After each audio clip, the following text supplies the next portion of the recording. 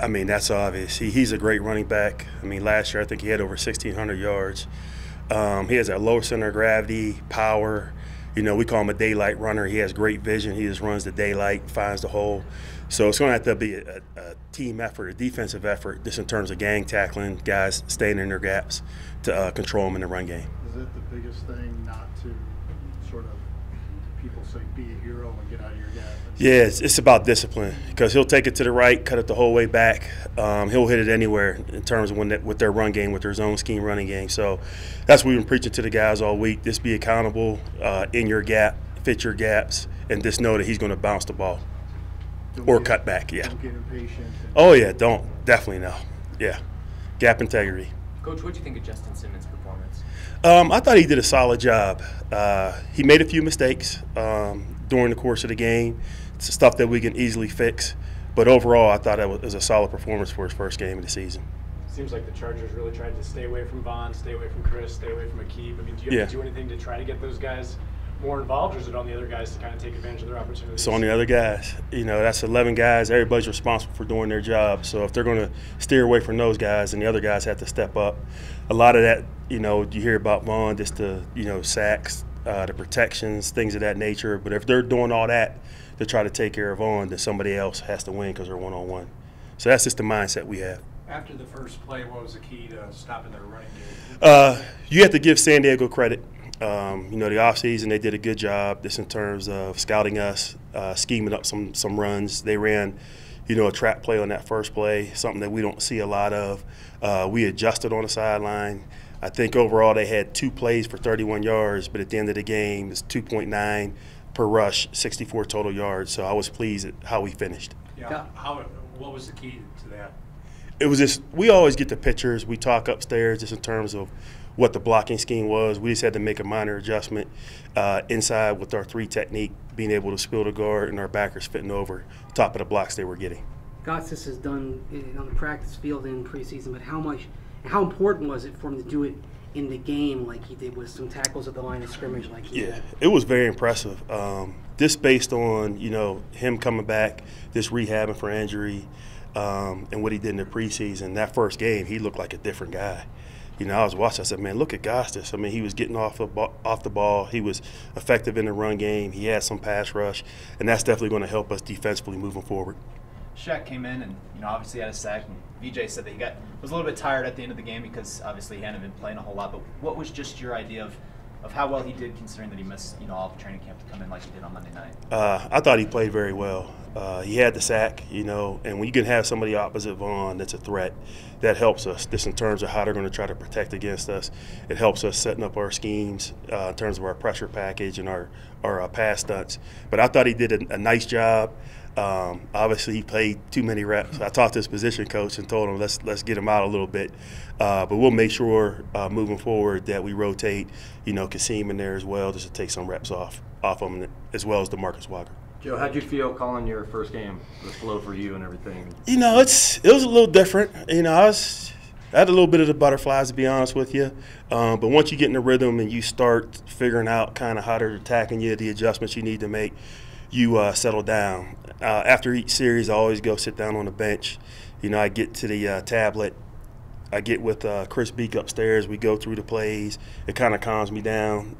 And I think about what I need to do to adjust and then get back at it. So it was a little, like I said, I was a little nervous, little butterflies, but overall I thought I did okay. Back in May, you talked about sprinkling some sugar on the defense. Oh, yeah. And there were some 6-man rushes, different looks. You think you got enough sugar in there in week 1? Yeah, and all that was I really didn't want to put out there everything we were doing, but really we're trying to set up different things where offenses have to make adjustments at the line of scrimmage. They have to make a decision, am I going to go block Vaughn or am I going to block this look? And we got Vaughn free a couple times, but with a veteran quarterback like Rivers, he saw him coming and just dumped the ball. So some of the things we did were successful. Obviously, they did whatever they had to block Vaughn. They double-chipped us, which didn't show up in our evaluation of their games. Going back to Shaq, what were some of the challenges you issued to him going into the season to have him kind of take that next step? Who's that? Shaquille. Shaq. Just be who he is. He showed that he's a playmaker for us.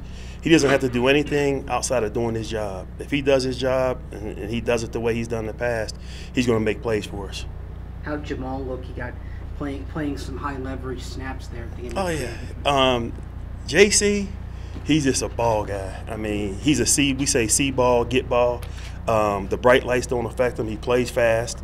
Now you're going to have to clean up some mistakes, but at least he's going to make it going 100 miles per hour. So I thought he went in at 12 plays and did good. You said you had some butterflies. Yeah. What are you thinking after the first play? What happened? Hey, we got to get that fixed. So it was really just, you have to move on to the next play. You can't be on the sideline, asking questions what happened, and now they're changing personnel groups. So I just moved on to the next play, and then when we got to the sideline, we looked at it, we saw what the issue was, and we fixed it. It was a little old school. Oh yeah, it was old school, split trap. Talked about kind of, doing things to make the offense have to adjust. Is that kind of a chess match, changing and making them adjust to you before they kind of figure that out? It is a chess match, but just based on some of our looks, we can definitely put them in a situation where they have to make a choice. And that's what we wanted to add. The whole offseason, just, BJ being involved in some of our defensive meetings, talking to all our defensive coaches, we definitely felt like we just needed to add a little bit to just create some one-on-ones and make offenses work harder at the line of scrimmage. Roby had his guys well covered on both the PIs. Yeah. Work with him just on recognition, or what do you do when a guy gets flagged twice on PI? You just try to correct the issue on the sideline. I think the second flag, it was questionable. They made the call, but their feet just got tangled.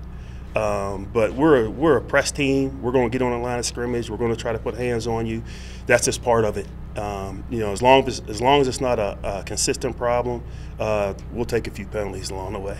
You talked about Phillip Rivers being a veteran and seeing, well, now you get a young guy, pretty good young guy. But what kind of challenges do you see from Dak and Zeke in their offense? He has a lot of poise. Talking about Dak, he has a lot of poise in the pocket. He stands in there under pressure. He'll deliver the ball. If the look's not there, he has the athletic ability, the speed to escape the pocket and make some big plays. Their offensive line, they're very talented. 3 all-pro players, arguably the best offensive line in the league. And then their receivers and their skill players, they're talented. We're going to have our hands full.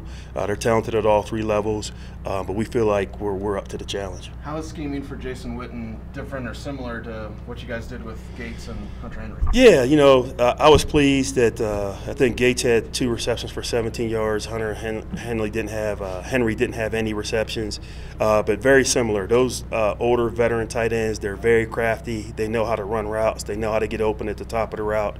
So we'll just make sure that we really study his route tree and make sure we're ready to deal with them. Okay, thank you, Coach. That's it? Okay. Yep.